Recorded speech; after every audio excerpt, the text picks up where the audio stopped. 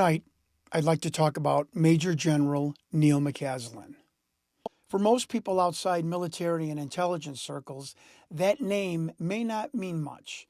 But inside certain rooms, rooms without windows, behind locked doors where classified programs are discussed in whispers, that name absolutely matters. McCaslin was not some random officer. He was a high ranking United States Air Force general tied to some of the most sensitive aerospace and advanced technology programs in the country.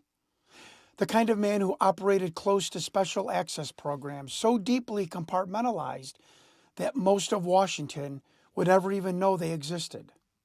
And then he was gone, missing, quietly. Without the national media storm you would expect when a man at that level suddenly disappears. That alone should make people stop and ask questions.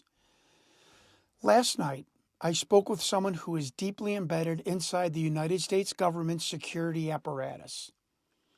Someone who understands classified oversight is not theoretical, but operational. And what he told me, honestly, stopped me cold.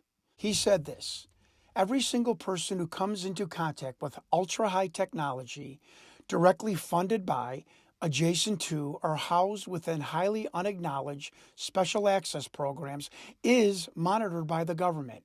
Not watched closely, monitored. His conviction blasted through the phone. There was no hesitation, no uncertainty. This was not speculation to him, it was fact. Now, I don't claim to understand every detail of what General Neil McCaslin worked on, or even exactly what he knew. But according to this source, the moment someone at that level begins talking too much or appears ready to place themselves in a position where highly sensitive legacy program information could be compromised, alarms go off. His exact words were, he was talking too much. Think about that. Intel monitoring picks up conversations, maybe transcripts, maybe a phone call, maybe meetings, maybe intentions. A surveillance aide walks those transcripts to the right desk. A military officer reads them. An emergency meeting is called. And somewhere in that room, a decision is made. This cannot continue. That person must be brought in.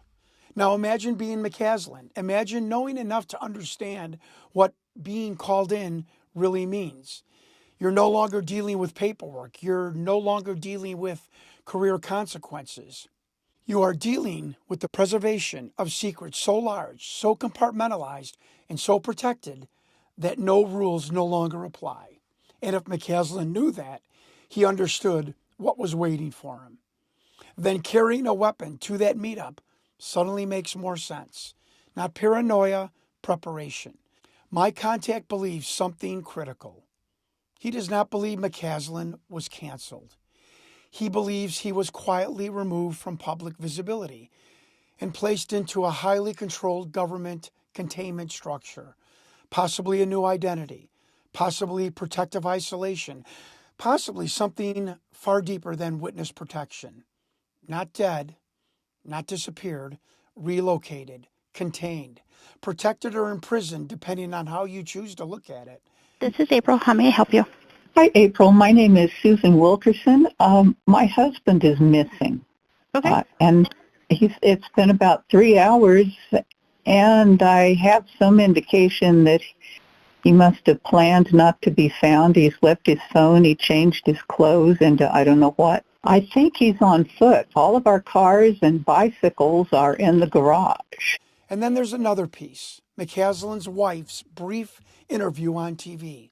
Little emotion, not overly concerned, and certainly not upset. My military asset felt this non-compassionate televised interview with the hesitation and the strange body language, the inability to fully engage the subject, was an indication that McCaslin's wife knew what had happened. Maybe. My source believes that interviewed mattered. He believes the wife either knew McCaslin was meeting with government representatives or she knows exactly where McCaslin is now. Because when people in that world react unemotionally, it's rarely because they're guessing. It's because they know. And that may be the most important question of all.